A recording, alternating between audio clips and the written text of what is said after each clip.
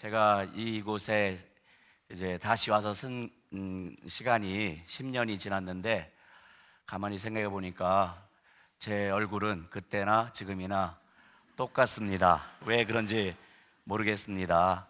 제가 선교지에서 보낸 시간이 만 30년의 시간이 지났습니다. 그렇다면 좀 쉬워져야 될 것 같고, 이제 그냥 가만히 앉아 있어도 사역이 어떻게 돌아가는지 또 어떻게 해야 될지 그렇게 마음이 편해져야 될 텐데, 그런데 그렇지가 못합니다. 왜 그러냐면 제 가운데 계속적으로 생겨나는 질문이 있습니다. 잘 마칠 수 있을까? 시작이 좋았고 열정적으로 사역했을 뿐만 아니라 끝까지 잘 맞춰서 하나님 앞에 섰을 때 하나님께서 이 땅에서 제게 하라고 하신 선교 사역 또 제자로서의 삶을 잘 살아서 하나님 아버지를 영화롭게 했습니다라는 그러한 고백을 과연 할 수 있을까? 왜 그러냐면 잘 마치지 못해서 사람들의 마음을 실망시키고 낙심시키고 상처를 주게 하는 일들이 많이 있기 때문입니다. 그렇기 때문에 어떻게 하면 잘 마칠 수 있을까? 그런 질문을 할 수밖에 없고, 그러면서 자연적으로 잘 마치신 분을 따라갈 수밖에 없죠. 예수님이십니다. 예수님께서 하나님 앞에 그렇게 놀라운 고백을 했습니다. 하나님께서 하라고 하신 일을 다 이루어 하나님 아버지를 영화롭게 했습니다. 그렇기 때문에 잘 마칠 수 있으려면 예수님에게 배워야 되겠다. 예수님께 배워야만 그 마음의 소원이 잘 이루어질 수 있겠다. 그렇게 생각했습니다. 하나님께서 우리 인간들을 구원하기 위해서 예수님을 보내셨습니다. 그런데 어떻게 보내셨습니까? 하나님께서는 예수님을 아이의 모습으로, 인간의 모습인데 아이로 보내셨습니다. 아기로 오신 예수님, 어떤 의미입니까? 우리와 똑같은 시간을 보낸 것 아니겠습니까? 예수님께서 우리에게 말씀하시죠. 내가 너희들을 안다라고 했을 때는 그것은 이론에서 나온 말씀이 아닙니다. 인간을 이해하기 위해서 천사들을 불러다 놓고 인간에 대해서 한번 이야기해봐라, 그렇게 인간론에 대한 강의를 들으시고 나서 인간 이해하시고 내려오신 것이 아닌 것이죠. 아이의 모습으로 와서 우리와 똑같은 시간을 보냈습니다. 그러면서 사람들이 어떤 때 기뻐하는지, 사람들이 어떤 때 슬퍼하는지 그 모든 과정을 보셨을 뿐만 아니라 함께 보내셨던 것이죠. 그렇기 때문에 예수님의 말씀이, 예수님의 삶이 우리 가운데 권위가 있는 것 아니겠습니까? 예수님께서는 우리들을 섬기기 위해서 아이의 모습으로 왔습니다. 실수도 있었겠죠. 그러면서 하나하나 인간을 어떻게 섬겨야 될지 그 방법에 대해서 배우셨던 것이죠. 이것은 그 땅을 변화시키기 위해서 그 땅을 섬기겠다고 간 우리 선교사에게 있어서도 중요한 요소가 됩니다. 저는 태국 사람들을 섬기기 위해서 태국 땅에 갔습니다. 그렇기 때문에 저의 선교 사역에 있어서도 당연히 말할 것도 없이 배워야 하는 그러한 시간이 필요했습니다.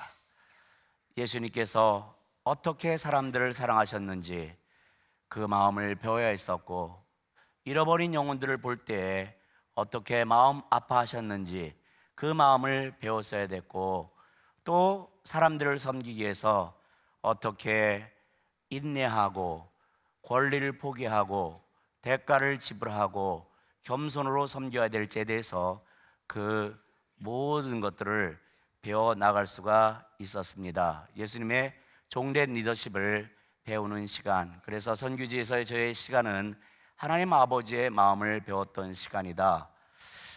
태국으로 선교사로 가기로 마음을 정하고 저희 단체에 태국에 있는 리더에게 연락을 했습니다. 그 리더는 미국 분이었어요. 그래서 저희가 태국 선교사로 가고 싶다고 하니까 저희 부부에게 선교사 훈련학교를 하래요. 그리고 그 선교사 훈련학교는 영어로 진행되는 학교였습니다.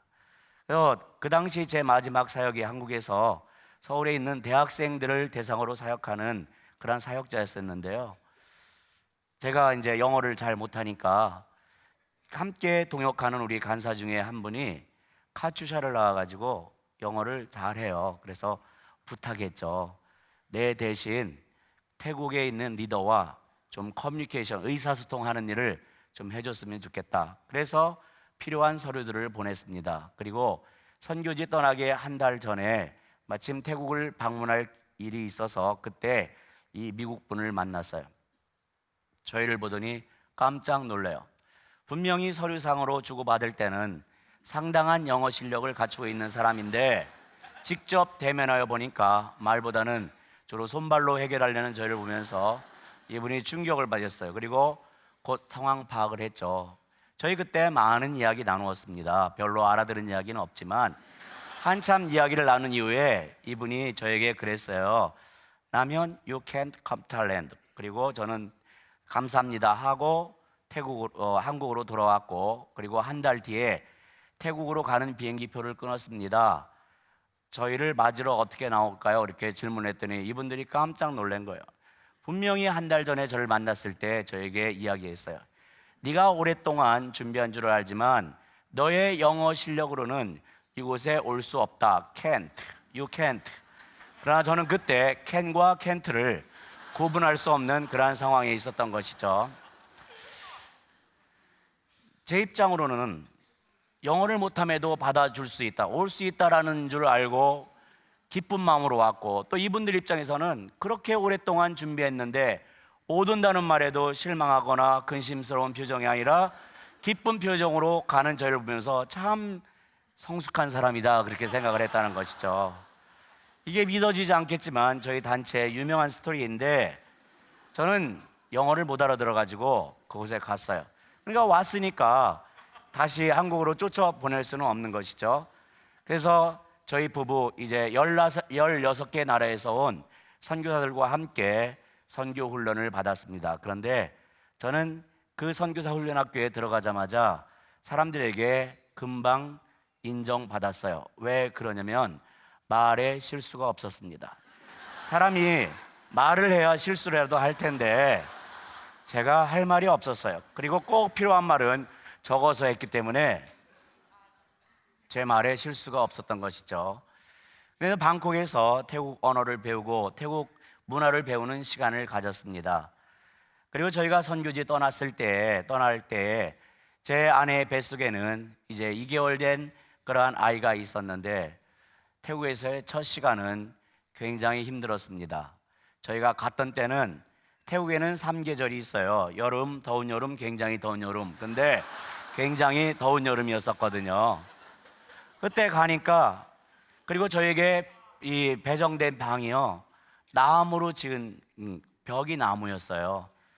그리고 침대가 높낮이가 다른 1인용 침대가 2개가 있었어요. 저희 부부 금술 좋은지 어떻게 알아가지고 떼어놓으려고 침대가 높낮이가 다른 그러한 침대, 그리고 겸손한 침대, 목이 부러져서 90도만 왔다 갔다 하는 선풍기 한 대, 그것이 저희 방에 주어진 모든 가구였습니다. 첫 태국에서의 생활, 날씨도 덥죠. 그리고 오후 시간이 되면 그 방은 사우나로 변했습니다. 그러니까 몸이 지치는 거예요. 그리고 그런 거는 좀 참을 수 있는데 화장실은 저 바깥에 있어요. 한참 걸어가야 있는 거예요.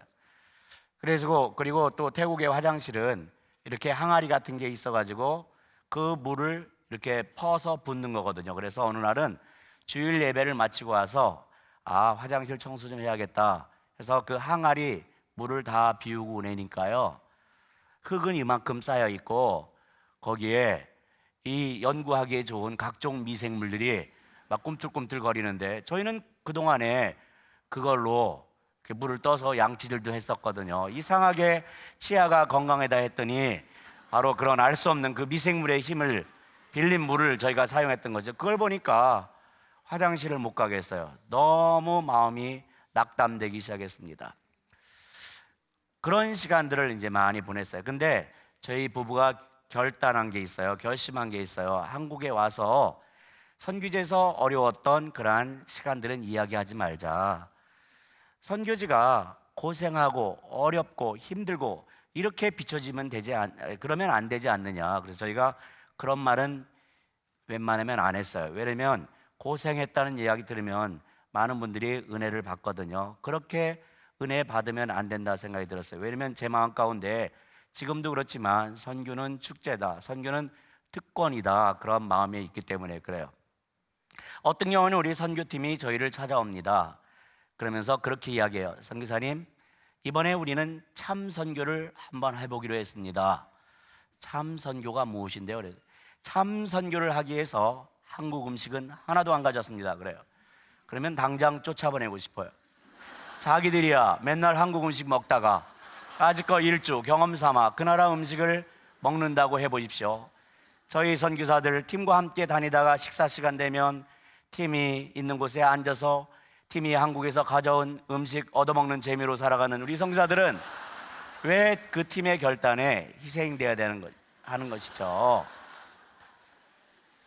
방콕에서의 시간을 보내고 이제 사역지를 결정해야 되는데 어느 날 미국 그 리더께서, 책임자께서 저희를 찾아왔어요. 그러면서 남현, 이 인턴십이 끝나면 너희들은 어디로 갈 거냐? 그때 아직도 기도 중인데요 하면 믿음 없는 사람 취급당해요. 그렇기 때문에 뭔가는 대답을 했어야 되는데, 그때 제가 보고 있던 책이 뭐냐면 어느 신문사에서 발행한 태국을 가다 하면서 각 지방의 관광지를 소개하는 그 책자를 보고 있었는데, 마침 제가 태국의 동북부 지역에 있는 그러한 콘켄이라는 도시에 대해서 이렇게 읽고 있었거든요. 그러니까 저에게 어디로 갈 거냐 물어봤을 때 제가 콘켄으로 간다, 그렇게 이야기를 했어요. 그렇게 이야기했으면 그냥 끝날 줄 알았는데 그 다음 날 전체 선교사들 모임에서 이 김스 패밀리가, 이 가정이 콘켄으로 가기로 했다라고 선포하는데, 그때 일어나서 그게 아닌데요 설명하기에는 저의 영어 실력이 부족했고, 또 리더가 선포한 거니까 뭐 그렇지 하면서 태국의 동북부 콘켄이라는 지역으로 저희가 이제 이동을 했습니다. 선교지 간지 2년 만인 것이죠. 태국의 동북부 지역을 저희 태국 사람들은 이산이라고 부릅니다. 우리나라 영남지방, 호남지방 일컫듯이 이산이라고 해요. 우리 이산지방은 라오스와 같은 비슷한 문화와 풍습을 가진 곳입니다. 그리고 우리 남한보다 큰 넓은 지역이에요. 그리고 복음적으로도 혜택이 가장 덜한 곳, 그 중심 도시가 콘켄이었어요. 복음화가 별로 되어 있지 않지만 약 2천 몇백만 명의 사람들 중에 예수 믿는 사람 몇만 명 이렇게 추정할 정도로 복음화율이 낮지만요, 그러나 이 성경적으로 선교적으로는 유사가 깊은 지역이에요. 이 이산 지방의 초대 선교사는 갈렙 아시죠? 갈렙이 구했던 땅이 어디입니까? 이산, 지를 내게 주소서. 바로 갈렙이 구했던 그 이산 땅. 근데 여기서 들은 얘기는 그냥 금요 철화에 왔으니까 웃고 지나가야지, 어떻게 저렇게 선교사가 이 귀한 설교 시간에 이단성 있는 말을 하느냐 하고 저를 잡으려고 하면 안 되겠고, 여러분이 저를 잡으려고 할 때쯤이면 저는 비행기를 타고 유유히 다시 떠나고 있습니다. 근데 어떤 경우에 저하고 꼭 따지려고 제가 있는 선교지 찾아왔다가 저한테 설득당해서 함께 동역하는 선교사가 14만 4천 명입니다. 그래서 이산 지방의 중심 도시 콘케노이라는 곳에 갔는데요, 이제 우리 선교지에서 태어난 딸, 그리고 콘켄에서 태어난 아들, 이 4명이 우리 한국 사람 전체였습니다. 그 넓은 지역에 우리 4명이 살아가는데 비전이 흔들린다거나 열정이 식은 것도 아닌데 그냥 외로움이 있어요. 한국 사람들이 보고 싶어요. 30여 년 전이니까 지금처럼 인터넷이 발달되어 있지도 않잖아요. 손님이 한번 방문할 때면 꼭 부탁하는 것이 있어요. 비행기에서 신문 가지고 와라. 그러면 신문 가져오면 그거를 거의 고고학 무슨 이렇게 연구하듯이 읽는 거예요. 부고란까지 읽습니다. 하여튼 그냥 한국 것이 느끼고 싶은 것이죠. 그리고 이제 또 태국 교회를 갑니다. 태국 교회를 가면 언어에 대한 스트레스가 너무 생기는 거예요. 사람들이 나한테 기도시키면 어떡하지? 선교사니까 기도를 시키잖아요. 그러면 외운 건 10기도밖에 없는데 다른 기도 시키면 큰일 나잖아요. 그러니까 막 스트레스가 돼요. 한 번은 제가 아는 여학생의 아버님이 돌아가셨어요. 그래서 주일 예배 드리는 내내 속으로 외웠어요. 끝나고 나면 찾아가서 애도를 표합니다. 거사댕 괌시아짜이, 이게 태국말인데 막 속으로 외웠어요. 거사댕 괌시아짜이, 막 외웠어요. 그리고 예배 끝난 후에 이 여학생에게 다가갔는데 저도 모르게 거사댕 괌인디, 축하드립니다, 이렇게. 왜 그러냐면 축하드립니다라는 말은 제가 몇 번 사용했는데 장례식은 참석한 적이 없었기 때문에 저도 모르게 그렇게 연습을 했음에도 불구하고 그 말을 제가 했던 거예요. 얼마나 놀랬겠습니까? 물론 선교사니까 말에 실수가 있었던 것을 알고 금방 사태를 파악하고 뭐 문제 삼지 않았으니까 괜찮지. 그럴 때마다 제 마음이 무너지는 거예요. 태국교회에 참석합니다. 그리고 어르신들과 함께 이렇게 앉아 있어요. 시골교회 어르신들이 먹는 이상한 음식이 있어요. 그러면 저에게 한번 권해요. 그런데 먹는 순간에 죽는 줄 알았습니다. 근데 이분들이 물어봐요. 맛있어요? 그러면 배운 게 있거든요. 현지 사람들이 주는 음식은 맛있게 먹는 척을 해라. 그래서 맛있다고. 그 거짓말 하나 때문에, 한 번 때문에 제가 갈 때마다 막 향초 같은 이상한, 완전히 괴로워요. 완전히 괴롭게 만드는 그걸 계속 주는데 한 번 거짓말을 했기 때문에 그걸 계속 받아 먹어야 됐어요. 지금은 가장 좋아하는 그러한 채소 중에 하나이지만 그때는 정말로 힘들었었습니다. 그런 시간들을 보냈었죠. 그런데 그들과 비슷하게 되는 것, 그들을 흉내내는 것, 그들의 말을 배우는 것, 이것은 그렇게 어렵지 않았습니다. 시간이 지나면 자연적으로 해결되기 때문에 그런 것이죠. 선교사하러 갔잖아요. 사역하러 갔죠. 그랬더니 무엇인가 사역을 시작을 해야 되는데 태국이 변화되기 위해서는 대학생들이 좀 변화되겠다. 그래서 대학교에 들어가서 이제 사역을 해야 되니까 맨 먼저 할 수 있는 일이 무엇입니까? 대학교에 들어가서 중보기도 하는 일이죠. 중보기도 아십니까? 중보기도는 불교의 나라 태국에서 중 보면서 기도하는 것을 중보기도라고 합니다. 중보기도를 하려고 하면요, 눈물이 나오기 시작하는 거예요. 태국 영혼들을 향한 눈물? 아니었습니다. 왜 기도하려고 하면 눈물이 나왔냐면 제 자신이 불쌍한 생각이 들어요. 자신감이 없어져요. 어떻게 해야 될지 모르겠어요.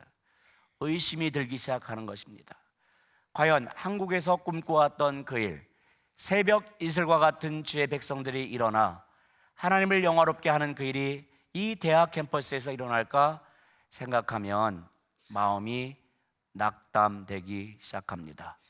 새벽 이슬과 같은 청년들은 고사하고 지금 내 옆에는 함께 무릎을 꿇을 동역자도 없고 성경을 가르칠 태국 사람 하나 없고, 그런데 더 두려웠던 것은 저에게 다가와서 성경을 가르치십시오 라고 하는 사람이 생길까 봐 걱정이 되었었어요. 그냥 하루하루 살아가는 일상 용어를 사용하기도 힘들어 죽겠는데 어떻게 그들의 삶을 변화시키는 태국말을 할 수가 있었겠습니까?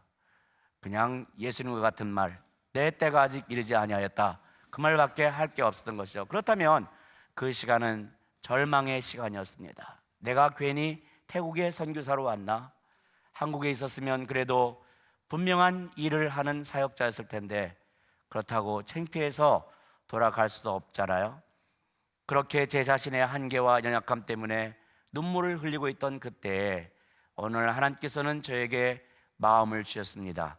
그리고 저는 그 하나님 아버지의 마음에 응답해 기도했습니다. 하나님, 태국 사람들이 저의 영적 자녀가 되게 해주십시오.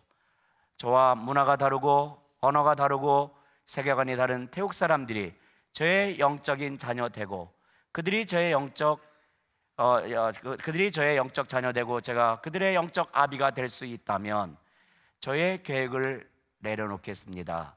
그리고 이 땅에서 환갑잔치 받는 그날까지 있겠습니다. 제가 내려놓겠다고 했던 계획은 한 번도 흔들리리라 생각하지 않았던 계획이었습니다. 저는 그 땅 사람들을 사랑하기 때문에 선교사로 간 것이 아니었습니다. 제가 선교지로 간 동기는 선교에 대한 경험을 쌓기 위해서였습니다. 저의 모든 비전은 한국에 있는 대학생들을 훈련시키고 이들을 도전하여서 선교지로 내보내는 것이 하나님께서 저에게 주셨던 비전이라 믿고 있었습니다. 그래서 젊었을 때 30이 되기 전에 빨리 선교지 나가서 선교에 대한 경험을 쌓고 좀 돌아와야 되겠다. 일하려고, 배우려고, 선교에 대한 경험을 쌓으려고 선교지 갔던 것인데 아무것도 할 수 없어서 저의 한계 속에 힘들어하던 그때 저는 하나님이 주신 마음에 응답하였고 하나님께서 저에게 영적 자녀를 주신다면 태국 사람들의 손에 의해서 환갑잔치 받는 그날까지 머물겠습니다. 지금이야 환갑이 별거 아닌 것 같잖아요, 많은 사람들에게. 그러나 30년 전만 해도 환갑은 우리 한국 사람에게, 저에게 멀리 있는 그러한 시간이었습니다. 근데 그때부터 하나님께서는 저에게 태국 사람들의 정서를 주셨습니다. 저는 이전에 나쁜 의미의 선교사였습니다. 그 땅 사람들을 무시하고 그들을 가르치려 하고 나는 복음에 부흥이 있었던 한국에서 온 선교사다, 그런 자부심을 가지고 교만한 마음으로 그 땅 사람들을 사랑하지 못했던 그러한 선교사인데 그 기도를 하나님께 드리고 난 그 순간부터 하나님께서는 저에게 태국 사람들의 정서를 주셨고 그리고 너의 나라가 아니라 나의 나라로 여기면서 비로소 눈물을 뿌리며 그들과 함께 기도할 줄 아는 사람이 되었던 것입니다. 일하러 갔던 하나님께서 저의 삶 가운데 행하셨던 일은 저의 마음을 바꾸어 주시고 저에게 영혼의 소중함을 가르쳐 주셨습니다. 영혼을 소중히 여기시는 하나님 아버지의 마음을 배웠습니다. 하나님 아버지의 마음 아는 것, 그것을 저는 선교라고 말하고 싶습니다. 하나님의 소원이 어디 있는지, 하나님의 열정이 어디 있는지, 하나님의 간절한 열망이 어디 있는지, 하나님께서 존귀하고 특별하고 놀라운 가치를 가지고 지으신 그 사람들에게 하나님 아버지의 마음이 있다는 것을 저는 배울 수 있었습니다. 그 사람들이 하나님 앞에 예배하는 삶을 사는 것, 그것은 일주일에 한 번씩 나와서 예배하는 그런 것을 의미하는 것이 아니라 하나님께서 나를 지으신 분이시기 때문에, 나의 삶을 인도하시는 구주이시기 때문에 하나님과 동행하고 하나님과 친밀한 교제를 나누는, 그리고 우리같이 이렇게 하나님 앞에 나와서 감격의 마음을 가지고 때때로 감격의 눈물을 흘리면서 예배하는 삶을 사는 것을 보는 것, 그것이 하나님 아버지의 소원이라는 것을 깨닫기 시작할 때에 저의 선교 사역은 완전한 전환점이 되었습니다. 나는 태국 사람들이 아버지께 나와 예배하는 것을 보는 소망을 위해 이들을 겸손히 섬기며 이들과 함께 오래오래 살아갈 것이다. 저의 삶의 사명 선언문입니다. 별로 멋진 문장은 아니지만 하나님의 아버지의 마음을 아는 제가 고백할 수밖에 없었던 저의 삶의 사명 선언문이 되는 것입니다. 많은 경우 새로운 사역을 개척하는 것은 리더인 저의 역할이었습니다. 새로운 지역과 도시에서 사역을 시작할 때 저는 그렇게 기도합니다. 하나님, 이 지역에 예수 믿는 사람이 있는지는 모르겠지만 통계적으로는 예수 믿는 사람이 없을 경우가 더 많을 텐데, 그러나 그것과 상관없이 하나님께서는 하나님이 지으신 이 지역의 사람들이 아버지 앞에 나와 예배하는 그것을 보고 싶으시죠. 그것이 하나님의 소원이시죠. 그 마음 알기 때문에 믿음의 선포를 하면서 그 지역에서 사역을 시작할 수가 있는 것입니다. 영혼을 향한 하나님 아버지의 마음을 알기 시작하면서부터 제 마음의 태도와 그리고 사역의 방향과 모든 것들이 다 변하기 시작했습니다. 선교지에 있으면서 그런 생각을 해봤습니다. 예수님께서 이 땅에 계실 때 참 놀라웠게 사역하셨는데, 예수님을 만나는 모든 사람들의 삶이 변했는데, 영적인, 정서적인, 육신적인 어려움 갖고 있던 그 사람들이 예수님을 만나는 순간에 행복해졌는데, 그렇다면 예수님께서는 이 한 사람 한 사람을 어떤 마음 자세로 대하셨을까? 저는 금방 알 수 있었습니다. 불쌍히 여기셨다. 불쌍히 여기셨다는 것은 그냥 우리가 어려운 사람들 보면 안 됐어 하고 마음 찡한 그러한 상태가 아닌 것이죠. 저는 긍휼이라는 단어를 사용하고 싶습니다. 긍휼히 여기셨다. 긍휼히 여겼다는 것이 무엇입니까? 이 사람들의 삶을 있는 그대로 용납하시고, 용납할 뿐만 아니라 회복시켜 주시고, 회복시켜 주는 것으로 끝나지 아니하고 이들이 일어나서 세상을 축복하는 축복의 통로로서의 삶을 사는 것을 보고 싶어 하시는 예수 그리스도의 그 마음, 친절하고 다정하고, 만나는 사람들이, 예수님을 만났던 사람들이 고백하는 그 말, 나는 예수님 앞에 내 삶이 있는 그대로 용납되는 것을 느꼈습니다. 모두가 저는 그러한 고백을 했으리라 생각합니다. 왜 그러냐면 예수님께서는 한 사람 한 사람을 그렇게 긍휼의 마음으로 용납하시고 보셨기 때문에 그런 것이죠. 그 마음을 받은 제가 선교지에서 했던 일은 예수 그리스도의 긍휼의 마음을 가지고 기뻐하는 자들과 함께 기뻐하고 우는 자들과 함께 울어주는 일을 할 수 있었고, 저는 이것이 선교라고, 제가 배운 선교라고 말씀드리고 싶습니다. 에이즈 환자들을 만날 때라도, 한센병을 걸린 분들에게 다가갈 때라도, 가난하고 소외된 사람을 만날 때라도, 또 많은 것을 갖추고 있는 부자들을 만난다 할지라도 복음이 없는 그들의 삶을 예수 그리스도의 마음으로 불쌍히 여기며 다가가기 시작할 때 하나님의 방법으로 하나님께서는 그들의 삶을 회복시키시고 그들의 삶이 하나님 앞에 예배하는 삶으로 변화되는 것을 저는 늘 볼 수 있었습니다. 어느 날 몇몇 사람들과 함께 태국의 어느 마을을 들어가는데 어떤 아주 불량한 사람이 하나 그렇게 비틀비틀 걸어오는 거예요.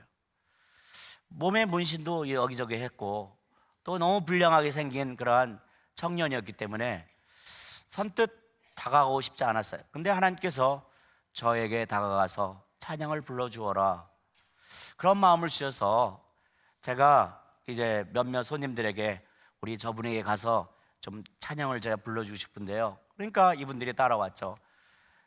지나가는 이 사람을 붙들고, 나는 한국 사람인데 찬양을 하나, 노래를 하나 해준다고. 찬양이라고 하면 모르니까요. 노래를 하나 해주고 싶다. 그러면서 눈을 바라보면서 산티수 콩프라크리 하이케탄 평안을 너에게 주노라, 이 얘기를 있는 마음 다해서 그리스도의 마음으로 불렀습니다. 그리고 시간이 없었기 때문에 그냥 지나쳤어요. 몇 달 시간이 흐른 이후에 제가 어느 마을에서 전도 집회를 하기 위해서 어느 집에 불신자들을 막 초청을 했어요. 근데 어디서 본 듯한 사람이 막 악기도 옮기면서 왔다 갔다 하는 거예요. 근데 제가 누군지는 잘 몰랐었죠. 근데 갑자기 이 사람이 나와서 간증을 하기를요, 여기 선교사님이 저를 기억할지 못할지 모르겠는데 제가 그때는 죽고 싶었대요. 아무런 삶의 소망을 모르고 그냥 대낮부터 술에 취해서 정말 될 대로 되라 그렇게 하면서 비틀거리며 가는데 한 번도 만난 적이 없는 한국 사람들이 자기들에게 다가와서 이 찬양을 해주고 갔는데 찬양의 가사도 잘 기억이 안 나죠. 예수님이 누군지를 어떻게 알겠어요? 근데 평안? 세상이 줄 수 없는 평안? 그러니까 막 주변에 여기저기 찾아가지고 예수 믿는 사람들을 만나게 되고, 그러면서 그것이 그때 만났던 사람이 저라는 걸 알고 그 선교사님이 어느 마을에 전도 집회를 인도하러 온다는 소식을 듣고 거기에 참석했던 것이에요. 그리고 그 사람은 직업을 가지고 그 다음에 일하면서 대부분의 시간은 교회에 와서, 그 군 전체에 교회가 하나가 있는데 거기에 중요한, 거의 목회자와 같이, 목회자가 없는 교회니까 목회자 역할을 하면서 그냥 물건을 나가서 이렇게 팔다가도 교회 행사가 있으면 그냥 와서 또 하고, 그렇게 하면서 지금까지 하나님을 열심히 섬기고 있습니다. 선교지에서 하나님의 긍휼의 마음을 가지고 다가갈 때 사람들의 삶이 변하는 것을 볼 수 있었습니다. 선교지에서 제 마음에 다가왔던 키워드, 핵심 단어 중에 하나는 이 우리 안에 들지 아니한 또 다른 양이 있다. 요한복음 10장 말씀에 있는 그런 말씀인데, 이 우리 안에, 지금 뒤에 나오나요? 네. 이렇게 순종을 잘합니다. 그거 한마디 했다고 바로 나오네요, 성경이. 또 이 우리에 들지 않은 다른 양들이 내게 있어 내가 인도하여야 할 터이니. 이 우리 안에 들지 아니한 또 다른 양이 있다. 이 우리가 어떠리입니까? 우리들이죠. 하나님께 정기적으로 예배하고 하나님께 정기적으로 기도할 수 있는 우리들. 내가 힘든 일이 있으면 누군가가 다가와 나를 위로해주고 나의 삶을 다시 설 수 있도록 격려해주는 사람들이 있는 이렇게 좋은 공동체. 힘들고 낙심될 때에 이렇게 금요철에라도 나와서 부르는 그 예수님이 있다는, 부를 이름이 있는 영적인 보호 안에 있는, 안전지대 안에 있는 우리들. 그런데 이 우리 안에 들지 않은 또 다른 양은 그렇지 못한 상태에 있는 것이죠. 나 하나님 없어도 살 수 있어요. 내가 내 삶의 주인입니다. 큰 소리치며 살아가지만, 그러나 살아갈 때에 여러 가지 장애물 만나고 환난과 어려움 만날 때 누구의 힘을 의지해야 될지, 누구에게 상담해야 될지, 누구의 이름을 불러야 될지 모르고 저주받은 삶, 이 땅에서 나는 이렇게 살다가 이렇게 가는구나, 아무런 소망이 없이 살아갈 그 잃어버린 양들, 그 잃어버린 양이 목자를 만난다는 의미가 무엇입니까? 목자를 만나면 생명이 있다는 것이고, 목자를 만나지 못하면 그냥 그렇게 살다가 갈 수밖에 없는 안타까운 그 영혼. 이 땅에 오신 예수님에 대해서 저에게 한마디로 정의한다면, 영혼 추적자 예수님, 한 마리 잃어버린 양을 찾기 위하여 그렇게 수고하셨던 예수 그리스도. 예수님께서 이 땅에 오셨던 그 여행은 우리 잃어버린 한 마리의 양을 찾아 떠났던 영혼 추적 여행, 감동적인 영혼 추적 여행의 결과 우리가 지금 이렇게 복음의 은혜를 누리고 있는 것 아니겠습니까? 하나님께서 우리에게 말씀하시는 것이죠. 우리만의 리그를 벗어나라. 나는 너희들만의 하나님이 아니다. 내가 이 민족들을 지었노라. 내가 이 열방들을 사랑한다. 나는 그들이 내 앞에 나와 감격의 눈물을 흘리며 예배하는 그 모습 보고 싶다.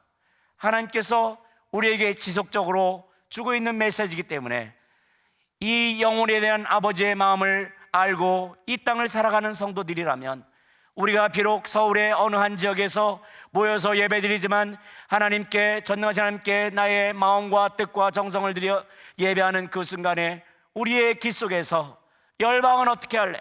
아프리카는 어떻게 할래? 저 유럽은 어떻게 할래? 중앙아시아는 어떻게 할래? 서남아시아는 어떻게 할래?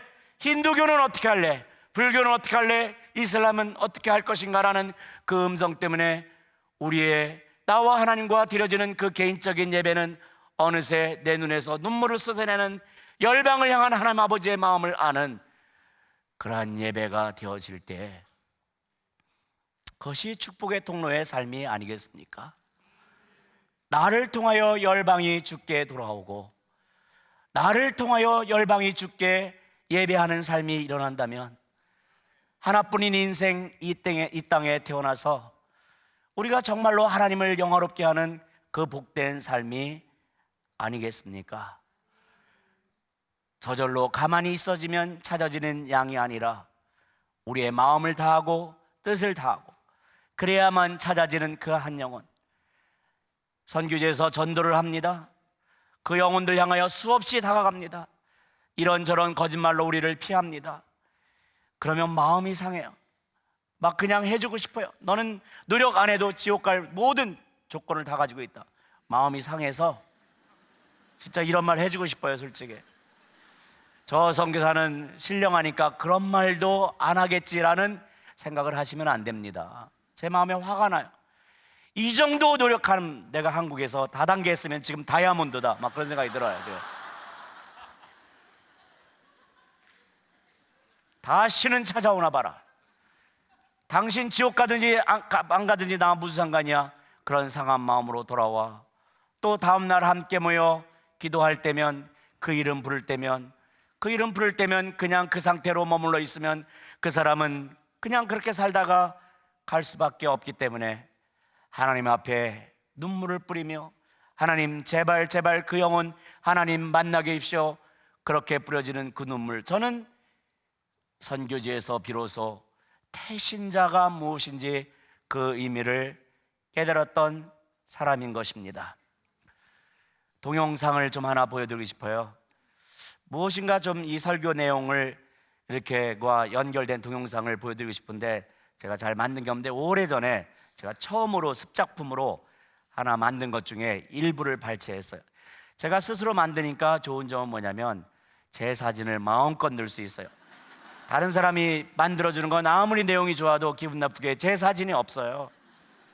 근데 이거는 좀 촌스럽기도 하지만 여기서 보아야 될 것은 영혼 추적 여행은 어떻게 진행되는지 한번 보고 싶습니다.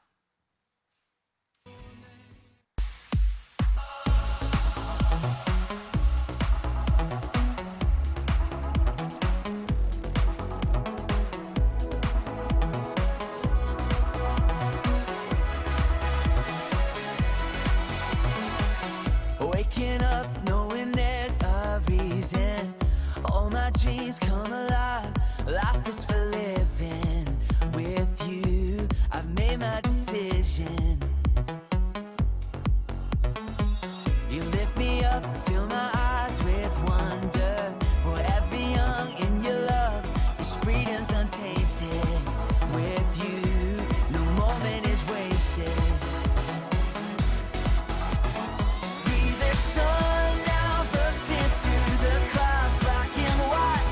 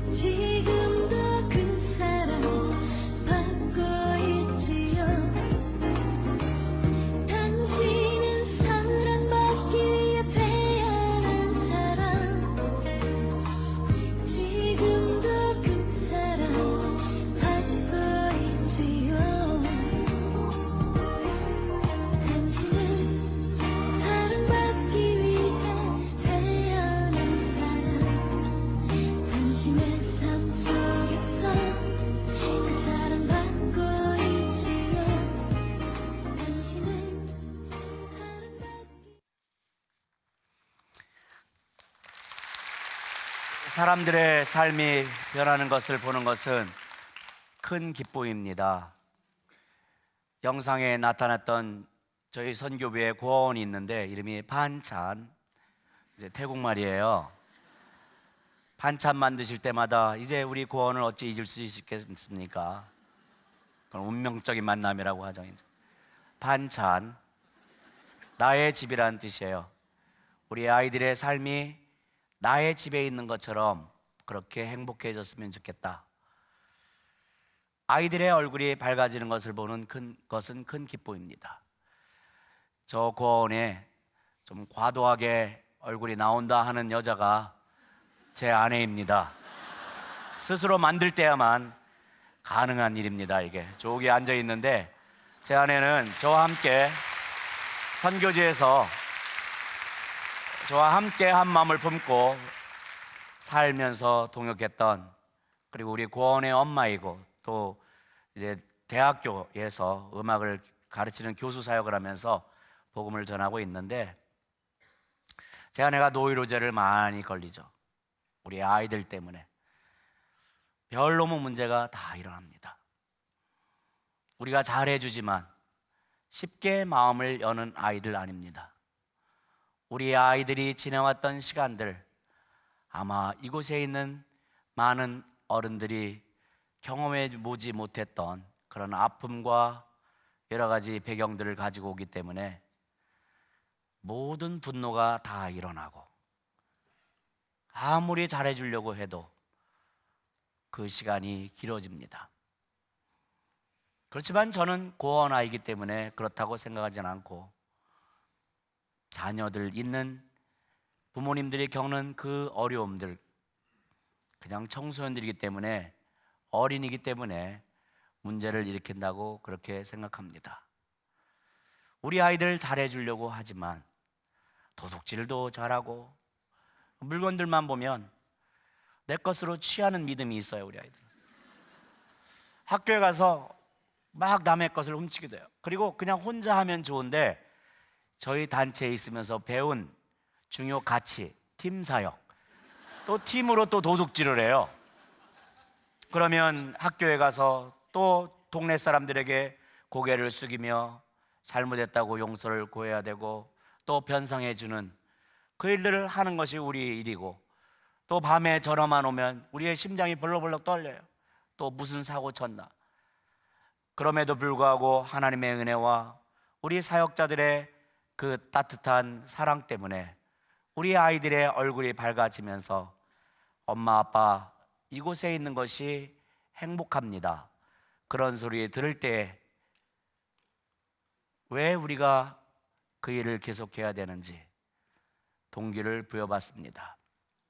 우리 반찬 아이들의 삶이 행복해지는 것을 보는 것, 거기에서 사역자도 나왔고 대학교 들어가서 이 직장 들어간 사람도 많이 나왔고, 우리 반찬 고아원과 우리 오륜교회에서 연결되어 있는 우리 프렌즈와 결혼이 되어 있어요. 제가 이렇게 말씀을 준비하면서 생각해 보니까 오륜교회 하면 프렌즈와 아무 상관이 없는 것 같았는데, 참 오륜교회에서 하는 사역이지, 이곳에 알지도 못하는 분들에게 그동안에 이렇게 그 어린이들에게 자녀 결혼한다고 하고 또 후원한다고 해서 하신 분들 있죠. 어떤 때는 그분들의 보고를 듣지 못하기 때문에 내가 뭐 하나 생각할 수 있을 텐데, 이렇게 여러분께서 드리는 귀한 마음들이 선교지 곳곳에 있는, 또 가난하고 소외되어서 도움이 필요한 그러한 사람들에게 배분이 되어지고, 그로 말미암아 그들의 삶이 행복해질 수 있는 그 자원으로 사용되어진다는 것, 그래서 이 시간을 통해서 감사의 말씀을 드리고 싶습니다.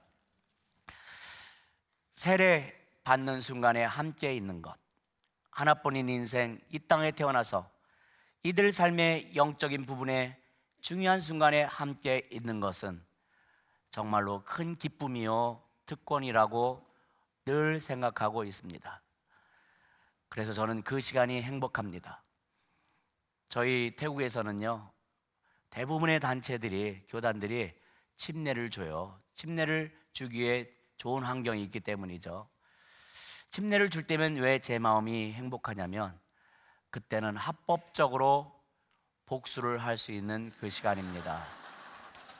평소에 말을 잘 듣지 않았던 성도들, 그때는 오래 눌러줍니다. 내가 성부와 성자와 성령의 이름으로 이렇게 하면 선교는 특권입니다. 그래서 저는 그 특권을 여러분에게도 주고 싶어요. 그래서 많은 사람들이 선교하면 그 땅에 가서 막 그냥 죽나 보다 그렇게 저는 많은 사람들이요, 선교를 하려면 장기로 해야지 단기로 가서 뭐 한다고, 그 말에 전혀 저는 동의하지 않아요. 저는 단기 선교를 강조하는 사람이에요. 단기로 한 15년 해보고 할만하면 한 30년 장기하는 것이지, 저는 인생의 한 10분의 1 정도는 좀 다른 문화권에 가서 살아보면 좋겠다. 모든 분들이 그렇게 할 수 있는 건 아니지만 한번 적극적으로 생각해봐도 좋을 것 같아요. 내 인생의 10분의 1은 나와 문화가 다르고 언어가 다른, 물론 내가 내 아내와 남편께 사는 것이 바로 그 다른 문화야 그렇게 하시는 분들 있겠지만, 그런 문화 말고요, 그냥 다른 문화권 완전히 거기에 가서 한 인생의 10분의 1, 요즘은 뭐 90까지도 사시니까 많이, 10분의 1이면 9년이네요. 9년을 어떻게 해요? 괜찮아요. 그냥 한 50년만 살고 그러면 5년으로 줄잖아요. 10분의 1이니까 9년이니까 9년 해도 오늘 처음 제 이야기를 듣고 당황하시는 분이 있으실 것 같아요. 그래서 오늘 제가 오륜교회 철야예배에서 말씀 전하는 특별 방문 기념 기획 상품으로 오늘 이 시간에 결단하시는 분들에 한해서 50% 디스카운트 된 얼마죠? 4년 6개월 한 번 더 보너스 6개월 딱 빼줘가지고 오늘 결단하면 4년. 예수님께서 이 땅 사람들을 섬기기 위해서 가시었던 삶의 태도는 겸손하셨다. 포기하신 것이죠. 내려놓은 것이 있었던 것입니다. 고린도후서에 보면 예수님께서는 모든 것을 가지셨지만 우리를 위하여 기꺼이 내려놓으신 것은, 우리를 위하여 가난하게 되심은 우리를 부욕해 하려고. 나는 이것이 축복의 통로로서의 삶이라고 믿습니다. 나의 헌신을 통하여 다른 사람들의 삶이 회복되어지는 것, 나의 권리 포기를 통하여 다른 사람들의 삶이 주님 앞으로 더 가까이 갈 수 있는 것. 예수님은 모든 것을 가지신 분이었습니다.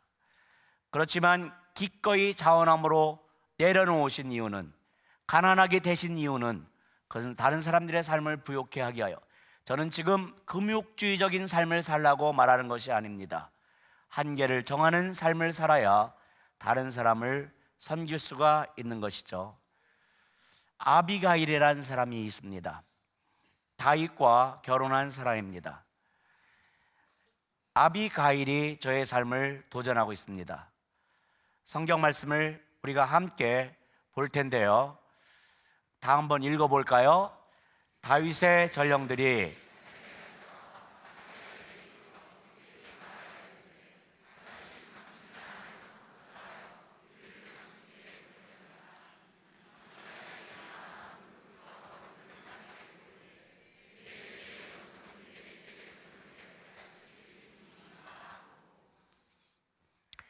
계속 말하던 제가 잠시 멈출 때는 이유가 있습니다. 잘 보이지 않아서. 아비가일은 다윗의 부인이 된 사람입니다. 다윗의 아내가 되어달라는 말을 할 때 제가 바로 다윗이 찾던 모든 스펙을 다 가지고 있던 그 여자, 바로 그 사람이라고 하지 않았어요. 아비가일이 어떻게 이야기했습니까? 우리가 지혜롭다고 잘 알고 있는 그 아비가일이 어떻게 고백했습니까? 나는 다윗의 발을 씻기는 자들의 발을 씻길 수 있습니다. 쉬운 말로 하면 다윗의 종의 발을 씻길 수 있다는 것입니다. 다윗의 발을 씻기는 것은 많은 경우 우리의 사역입니다. 나의 비전입니다. 사람들이 볼 수 있습니다. 사람들이 그것을 보고 스포트라이트를 비출 수 있습니다. 너무나 명확한 우리의 비전이 될 수 있고, 거기에서 어떤 업적이 나타나면 사람들이 환호합니다. 멋지다, 잘했다. 그래서 우리는 많은 경우 다윗의 발을 씻기는 일을 하고 싶어 합니다.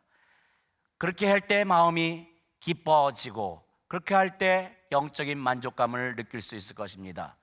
그런데 다윗의 발을 씻기는 자들의 발을 씻기는 사역은요, 나의 사역이 아니라 다른 사람의 사역에 헌신하는 것입니다. 그 때문에 열심히 해도 다른 사람이 보지 못하는 그 사역, 그렇기 때문에 이름 없이 빚도 없이 교회 어느 한 구석에서 일을 하다가 스스로 시험 들기 딱 좋은 그 사역, 그 사역은 광야에서 이루어지는 사역, 남들이 보지 않는 지역에서 이루어지는 사역. 그래서 사람들은 광야에서의 이 보이지 않는 사역을 빨리 청산하고 어떻게 하든지 많은 사람들의 스포트라이트를 받으며 환호를 받을 수 있는 광장에 서는 사역을 하고 싶어 합니다. 코로나 기간 동안에 저희가 건축을 좀 했어요. 건축을 이제 하는데 제가 땅을 좀 샀거든요. 처음에는 비전이 좀 컸기 때문에 좀 땅을 넓게 사야겠다 하는데, 하나님이 저에게 밑바닥부터 시작하라 그런 마음을 주셔서 제가 크게 하려는 마음을 내려놓고 딱 5만 평만 샀어요. 선교사가 너무 욕심 부리면 덕이 안 돼요. 은혜가 안 돼요. 시험 들어요.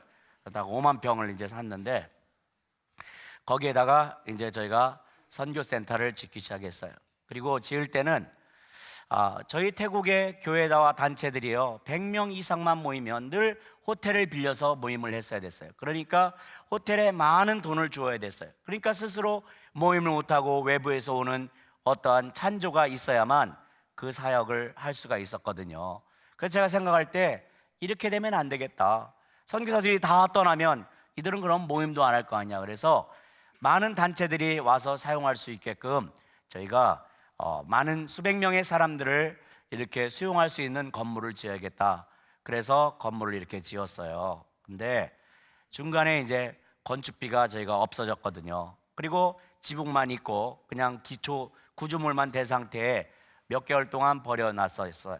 그리고 저는 뭐 건축하다가 영적으로 시험에 드느니 안 하는 게 낫다 그런 생각을 갖고 있었기 때문에 제가 저기 별로 신경을 안 썼어요. 그런데 저 버려진 상태로 한참 시간이 지나고 나니까 제 마음 가운데 하나님 앞에 무엇인가 반응해야 될 것 같은 마음이 들어서 제가 어떻게 합니까? 저희 사역자들 한 명을 꼬셨어요. 건축에 대한 좀 기술을 가지고 있는. 그러면서 야, 나랑 건축 일 좀 해야겠다. 그래서 뭐부터 시작하냐면 바닥 타일로 까는 거를 하자. 왜냐면 괜히 뭐 천장 하는 거 했다가 그 무너지면 큰일 나잖아요. 안전에 대한 위험이 있잖아요. 그래서 안전에 대한 위험이 없으면서도 건축을 진행할 수 있는 것 생각해보니까 땅바닥에 깔면 무너질 염려는 없으니까 그 타일로를 하는데, 저희가 뭐 기술이 있습니까? 그러니까 물론 저희 선교부에 전문적인 건축 기술을 가진 그런 사역자가 한 명 있어서 그 도움을 받아가지고 제가 우리 태국 사역자들에게 야, 우리 한 사람당 2주씩만 이 건축을 위해서 헌신하자. 그러니까 까짓거 2주 해서 모든 사람들이 참여를 했어요. 그러면서 그 2주가 3년의 공사가 됐어요. 마약도 처음에 조금씩 빠지잖아요. 그런 것처럼. 근데 이 건축을 하게 되면서 참 많은 어려움을 겪었습니다. 아침 일찍 제가 그 건축 현장에 나와서 있으면 한참 시간이 지나면 우리 사역자들이 한 명 한 명 모여들어요. 그럼 제 마음에 화가 나요. 리더인 나도 먼저 이렇게 와 있는데 그냥 뒤늦게 나타나? 그렇다고 아침에 오는 사람들에게 화낼 수 없잖아요. 스스로 마음을 다스립니다. 그러면서 찹쌀이나 이러한 돼지꼬치 한 거를 먹이면서 먹여야 그들 사랑해서가 아니라 먹여야 부려먹을 수 있잖아요. 그래서 먹이고 또 재밌게 하고 예배 드리고, 그리고 그날 건축비가 들어오면 그것으로 재료를 사서 우리가 건축을 하고 아니면 다른 일들 하고, 그런 일들이 계속되었어요. 그러면서 제 안에 여러 가지 일들이 생기는 거예요. 코로나 때 누구에게 알리지 못하고 제 안에 불평도 이거는 우리 단체에 필요한 건 아닌데, 우리 단체를 위해서는 이렇게 크게 할 필요가 없는데, 내가 괜히 오지랖은 넓어서 이 태국교회에 기여를 하겠다고 이렇게 넓게 져가지고 지금 이게 무슨 어려움이냐, 그런 막 갈등들이 생기기 시작해요. 그리고 3시, 4시쯤 되면 아이들 받으러 간다고 또 사역자들이 한 명 한 명 사라져요. 그러면 밤늦게까지 제가 일을 마치고 오는 일이 계속해서 반복되는 그 과정, 그때 이 건축에 대해서 이해를 하지 못하는 그 사람들에게 나는 이것은 우리를 위한 사역이 아니고 그리스도 몸을 섬기기 위한 것이다 늘 도전했어야 됐고, 그럼에도 불구하고 이런저런 소리 들어올 때 마음이 상하고, 그리고 관계에 어려움이 생기기 시작하고, 그 시간은 하나님의 입장으로 보면 저의 내면을 다시 한번 강화시키기 위한 중요한 시간이었습니다. 제가 늘 들었던 말은 저희 단체에 우리의 자랑이요, 우리의 기쁨이요, 우리의 대표 브랜드요, 그리고 선교사로서 선교적인 그러한 성공을 이루었다, 제가 늘 듣던 말이었는데, 누르려고 하고 그걸 부인하려고 했지만 어쩔 수 없이 제 마음에 일어나는 자부심, 그러나 그 3년의 공사 기간은 이러한 자부심을 내려놓고 저의 내면을 다시 한번 하나님의 마음으로 채울 수 있는 그런 놀라운 시간이 됐던 거예요. 그래서 비로소 어떠한 포지션, 어떠한 위치라, 어떠한 타이틀에서 나오는 그러한 영향력이 아니라 삶으로서 나오는 영향력에 대해서 다시 한번 하나님께서 저의 삶을 성숙시켜준 그러한 시간이 되었어요. 건물이 완성이 되었죠. 그리고 제가 선포를 했어요. 나는 이 건물 사용료를 받지 않겠다. 그러니까 우리 사역자들이 난리죠. 왜냐하면 건축이 완성되자마자 외부에서의 후원금이 완전히 거의 다 끊겼습니다. 그때 제가 이야기했어요. 사역의 연한이 늘어날수록 우리는 주님 앞에 계속 무릎 꿇어야 할 일이 생기는 것이 정상이다. 내가 그 일을 앞장서서 하겠다. 우리는 어떠한 사용료를 받지 않겠다. 왜 그러냐면 코로나 기간 동안에 이름도 없이 빛도 없이 제가 알지 못하는 수많은 사람들, 태국에서, 네팔에서, 그러한 선교사들에 의해서, 현지인들에 의해서, 한국에 있는 알지 못하는 수많은 사람들이 하나님의 음성에 순종해 보냈던 것으로 지어진 건축이기 때문에 거저 받았으니 거저 주어라는 그 말씀에 순종해야 되겠다. 그래서 그렇게 선포를 했어요. 근데 그것은 그렇게 어려운 일이 아니었습니다. 진짜 어려운 일이 닥쳤어요. 저희 센터를 사용하는 사람들이 많이 늘어났죠. 이 그룹, 저 그룹, 이 단체, 저 단체에서 와서 저희 센터를 사용을 합니다. 그러면 센터만 사용하고 가는 것이 아니잖아요. 이 단체들이 하는 수련을 위해서 저희 사역자들이 며칠 전부터 준비를 해줘야 돼요.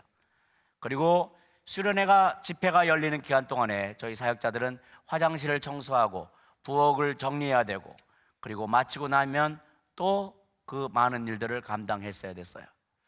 그러니까 우리 사역자들이 사람 사서 하면 안 될까요? 저희가 그렇게 얘기해요. 충분히 이유가 있는 말이었어요. 그러면 자기들이 그 일 하려고 있는 게 아니거든요. 자기들은 분명한 사역이 있었습니다.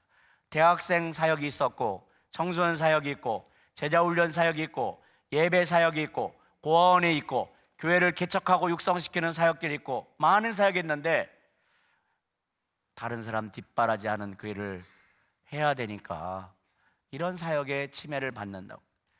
제가 그들에게 이야기했죠. 무엇이 섬김이냐? 내 거 다 하면서 하는 것이 무슨 섬김이냐? 그것은 여가 생활이지. 내 것을 포기하고, 우리가 소중하다고 생각하는 그것을 포기하고 남에게 주어야. 예수님께서 우리에게 소중한 것을 포기하고 우리에게 주었기 때문에 우리의 삶이 부욕해 됐듯이, 우리는 아비가일과 같이 다른 사람의 발을 씻기는 자들의 발을 씻기는 그 일을 하자. 사람들이 알아주지 않는다 할지라도 예수님께서 알아주어야 진짜 그것이 인정받는 것 아니겠느냐. 그렇게 도전하면서 지금도 그 일을 계속하고 있어요. 그리고 또 한 가지 중요한 일이 남았었는데, 이 넓은 땅, 주변에 각종 고급 주택들이 질비하게 늘어서니까 저희 땅이 굉장히 비싼 땅이 되었어요. 그냥 그것만 잘 관리해도 뭐 그냥 선교 잘 할 수 있을 것 같고, 근데 그런 생각이 들었어요. 하나님 나라의 관점으로 이 땅을 바라볼 때 그냥 이 땅을 저희 단체 YOM 예수전도단의 이름으로 등기를 하게 되면 그러면 우리 단체 사람들이 그걸 잘 사용하겠지. 그리고 제가 염려하는 것은 비전이 없어도, 하나님 향한 열정이 없어도 그냥 그 땅 때문에 앞으로 잘 먹고 잘 살 구세 사람들도 살 수 있겠다, 나올 수 있겠다, 이 생각을 하니까요. 열정이 없는데, 비전이 없는데, 하나님 나라를 향한 갈망이 없는데 가진 것 때문에 그냥 안주하며 사는 그것은 복의 근원 된 삶이 아니고 안타까운 삶이잖아요. 그래서 제가 이 땅을 저희 단체의 이름이 아니고 태국 기독교 연합회 땅으로 넣어버렸어요. 그러면 아무도 팔지 못해요. 그리고 사용할 수만 있어요. 저희가 그 땅을 사기 위해서 많은 돈을 지불했고 그 건축하기 위해서 그렇게 힘든 시간들을 보냈지만 법적으로는 제 건물이 아닌 거예요. 저희 단체의 건물이 아니에요. 그러나 열정이 있을 그 순간에는 저희가 그 건물을 사용할 수가 있는 것이죠. 이것은 태국의 목회자들과 그리스도인들에게 충격을 주었습니다. 이런저런 좋은 말을 안 해도 사람이 포기하지 않는 것이 소유권인데 이렇게 포기하는 것을 보면서 사람들이 저의 진정성을 알기 시작했습니다. 교단과 교파와 단체를 초월해서 목회자들이 모이기 시작합니다. 목회자들의 모임이 끊임없이 이루어집니다. 왜냐하면 그 땅은 이제 그분들의 땅이 된 거예요. 태국 사람들의 땅이 된 거예요. 열정이 있는 단체라면, 비전이 있으면 우리가 그곳에 와서 함께 사역할 수가 있고 함께 그 땅을 이용할 수가 있는 것이죠. 그러니까 이들의 마음이 열리면서 비로소 그 시점을 기준으로 또 다른 차원의 진정한 연합이 이루어지기 시작했고, 제가 재산을 포기했을 때 하나님이 저에게 주신 것은 영향력이었습니다. 그 영향력으로 사역하게 되는 것이죠. 그러면서 많은 집회들이 이루어지는데 어느 날은 우리 태국의 목회자들이 저를 찾아와서 선교사님, 이 장소가 너무 좋아서 우리에게 딱 맞아요. 음식도 우리가 해 먹을 수 있으니까 비용도 거의 들지 않고, 근데 식당이 없으니까 막 그냥 길거리에서 먹고 위에다 저 천막 쳐놓고 먹는데 너무 힘들고 더우니까 저보고 식당을 짓재요. 식당을 간단히 지붕 짓고 밑에 타일로 하고 벽은 없이 바람 통하게. 저는 건축이라는 이야기 들으니까 또 몸이 오싹해지는 거예요. 그것 때문에 제가 거의 다 죽다 살아났는데, 저와 제 아내 인생에서 가장 힘든 시간을 보냈었는데 또 건축, 나는 이제 아닌데, 나는 그 내가 쓸 것도 아닌데, 근데 이들이 성기사님 시작하면 우리가 와서 여기 땀 흘려서 또 작업하고 막 그랬을 때 저로부터 시작된 필요가 아니라 제가 사랑하고 섬기고 그리고 그들로 통하여 이 땅에, 태국 땅에 영적 변화를 일으킬 태국 사람들의 입에서 나온 말이기 때문에 태국 사람이 원한다고 하니까 제가 어느 날 하나님, 그럼 제가 건축을 또 해야 됩니까? 그러면서 제가 불렀죠. 우리 건축을 잘하는 친구한테 이거 하려면 얼마 드냐 그랬더니 8천만 원 든대요. 그래서 제가 그날 기도해서 하나님, 저 정말 싫은데 4천만 원만 저에게 주시면 제가 시작합니다. 그렇게 기도하고 지났는데요, 가만히 생각해 보니까 지난 1년 동안 하나님이 저희 선교부에 헌금했던 돈이 8천만 원인데 그거를 제가 다른 데로 다 이렇게 주었어요. 우리 땅에 건물을 짓겠다고 제가 사랑하는 우리 권사님이 정말 귀한 재정으로 4천만 원을 그곳에 바치고 땅도 이렇게 잘 골라놓고 여기다 질 거예요 하고 그 다음 달이면 기공 예배를 드리러 오려고 하는데 제 마음 가운데 하나님이 계속 마음을 주시는 거예요. 이거는 너희 쓰지 말고 다른 데 주어라. 그래서 다른 교회를 개척할 수 있도록 제가 주었었거든요. 제가 준 게 아니죠. 하나님의 마음에 순종해서 제가 이렇게 했습니다. 그리고 몇 달 뒤에 또 어떤 분이 4천만 원을 들여서 뭐를 짓겠다고 하는 것을 또 다른 교회를 하나 제가 소개를 시켜서 그쪽으로 갔어요. 그게 8천만 원인데 그걸 다 내가 꿀꺽 했으면 그냥 또 다른 기도를 안 해도 여기다가 질 수 있었었는데, 그런데 저와 제 아내 그리고 저희 동역자들에게 제가 늘 강조했던 것은 무엇이냐면, 우리는 진돗개가 되자. 진돗개의 여러 특성들이 있지만 진돗개의 중요한 특성은 주인을 향한 전적인 충성입니다. 한 주인만 섬기는 것이죠. 그것은 우리가 배워야 될 겁니다. 상황에 상관없이 한 주인을 향한 그 충성심. 또 하나는 진돗개는 아무거나 다 받아먹지 않습니다. 이것이 주인이 주는 음식인지 그것을 체크하는 것이죠. 영적으로 저는 그렇게 살아야 된다고 생각이 들었어요. 올 때마다 꿀꺽꿀꺽 하기 시작하면 그거는 아닌 것이죠. 하나님이 나에게 주신 양식이냐, 하나님이 나에게 쓰라고 한 것이냐, 이런 훈련을 선교 나갈 때부터 했기 때문에 필요에 따라 다른 사람에게 그것을 흘려보내는 것은 그렇게 어려운 일이 아니었습니다. 아비가일이 있어야 교회에 소망이 있습니다. 예수님만을 나의 삶의 안정으로 삼고 남들이 알아주지 않아도 묵묵히 하나님이 있으라고 한 그곳에서 하나님이 하라고 하는 그 일을 충성스러운 마음으로 감당하는 오륜교회 아비가일들이 있을 때 하나님께서는 오륜교회를 더욱더 강건하게 하시고 더욱더 능력을 허락하셔서 하나님이 오륜교회에 주셔서 하나님께서 하라고 하신 일을 다 감당하고 이 지역을 넘어 열방을 축복하는 그러한 사명을 잘 감당할 수 있지 않겠습니까? 아비가일 선교사가 계속 늘어나야 열방이 소망이 생기는 것이죠. 예수님을 나의 소망으로 삼고 하나님 나라의 넓은 마음을 가지고 기꺼이 내려놓고 기꺼이 포기하는 그 아비가일이 있으면 우리가 꿈꾸는 그 나라와 백성과 족속이 아버지 앞에 나와 예배하는 그 장면, 그것은 더 빨리 오리라 생각합니다. 사랑하는 여러분들, 성령 충만하십니까? 어느 날 제 아들이 저에게 카드 하나를 보내왔는데 거기에 성령 충만하십니까? 그렇다면 자신의 필요가 아니라 다른 사람의 필요가 보일 것입니다. 제가 늘 자식들에게 그런 걸 가르쳤기 때문에 내 아들이 바로 이 삶의 원리를 깨달았나 보다 하고 기분이 좋았어요. 근데 자꾸 쳐다보니까 저에게 주는 메시지가 있었던 것 같아요. 아버지, 성령 충만하십니까? 그러면 자식이, 아들이 밥을 사 먹을 돈이 있는지 용돈이 있는지 좀 분별이 되십니까? 그런 메시지를 주는 것 같아서 제가 바로 송금한 적이 있는데, 성령 충만하십니까?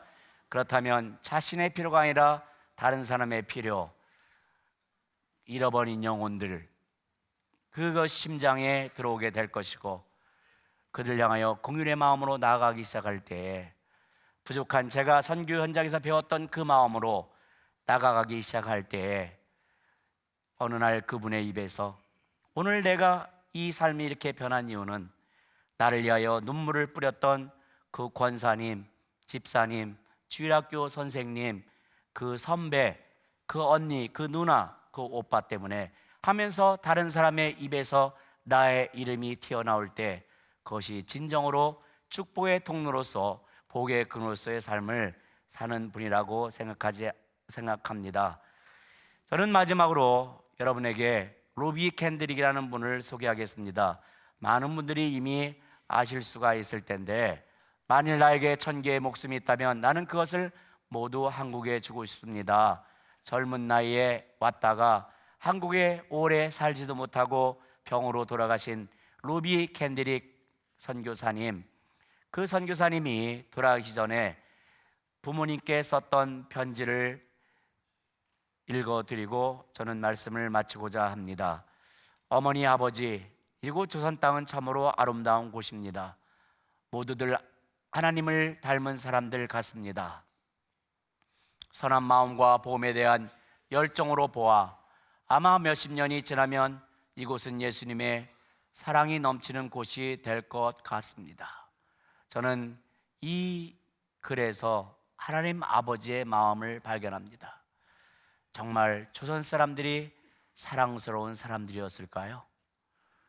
도박에 빠져 있고 폭력을 행사하고 존중할 줄 몰랐던 그 조선 사람들이 사랑스러운 사람들이었습니까? 근데 이 루비 캔드릭 선교사님은 조선을 사랑스러운 사람들이 있는 곳이라고 얘기해요.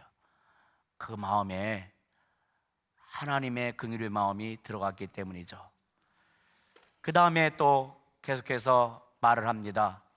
그러나 한쪽에서는 탄압이 점점 심해지고 있습니다. 그저께는 예수님을 영접한 지 일주일도 안 된 서너 명이 끌려가 순교당했고, 토마스 선교사와 제임스 선교사도 순교당했습니다. 선교 본부에서는 철수하라는 지시가 있었지만 대부분의 선교사들은 그들이 전도한 조선인들과 아직도 숨어서 예배 드리고 있습니다. 그들은 모두가 순교를 할 작정인가 봅니다. 하나님의 마음으로 사랑하는 조선의 백성들이 아버지 앞에 나와 예배하는 그 장면 보기 하여 레디컬한 권리 포기, 과격한 권리 포기, 핍박도 환난도 고난도 하나님이 열어놓으신 그 복음의 문 앞에 장애물이 될 수가 없었던 것이죠. 조선을 사랑했기 때문에 조선인들과 함께 이 땅에 묻히기를 소망했던 그 멋진 사람들, 그리고 마지막으로 다음과 같이 이야기합니다. 넘겨주시죠.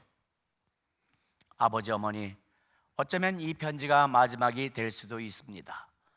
저는 이 땅에 저의 심장을 묻겠습니다. 바로 이것은 저의 조선을 향한 열정이 아니라 하나님의 조선을 향한 열정이라는 것을 알게 되었습니다. 제가 이 시간에 여러분 앞에 나눴던 모든 내용들은 선교사인 저의 열정이 아니었습니다. 일하러 갔던 저에게 하나님께서는 하나님의 열정, 특별히 저와 다른 태국 사람을 향한 열정을 부어주셨습니다. 나는 내가 특별하고 존귀하게 지은 태국 사람들이 내 앞에 나와 예배 드리는 모습을 보고 싶다. 태국의 마을이든 도시든 가난한 사람이든 부자든 어른이든 아이들이든 할 것 없이 내 앞에 나와 예배하는, 나와 교제하는 그 삶을 사는 것을 보고 싶다. 그 열정을 저의 마음 가운데 부어 주었기 때문에, 켄드릭 선교사님의 마음에 부어 주었기 때문에 여전히 그 땅에 머물 이유가 되는 것이죠. 다 같이 기도하겠습니다. 하나님 아버지, 영혼을 사랑하시는 하나님 아버지, 저희도 아버지의 마음을 받아 주변에 있는 잃어버린 영혼을 바라보는 시선을 갖게 하여 주옵소서. 또 하나님의 교회와 하나님 나라의 확장을 위하여 아비가일과 같은 마음으로 하나님이 있으라고 한 곳에서 하나님이 하라는 그 일을 겸손하게 감당하는 그러한 성도들 되게 하여 주옵소서. 사람들이 알아주지 않아도, 인정해주지 않아도 예수님이면 충분합니다라는 고백을 하면서 하루하루 믿음의 신선한 발걸음을 옮기는 저희들의 복된 삶이 되어줄 수 있도록 저희를 주장하여 주옵소서. 열방을 주의 손에 올려드립니다. 예수 그리스도의 이름으로 기도로 싸움나이다. 아멘.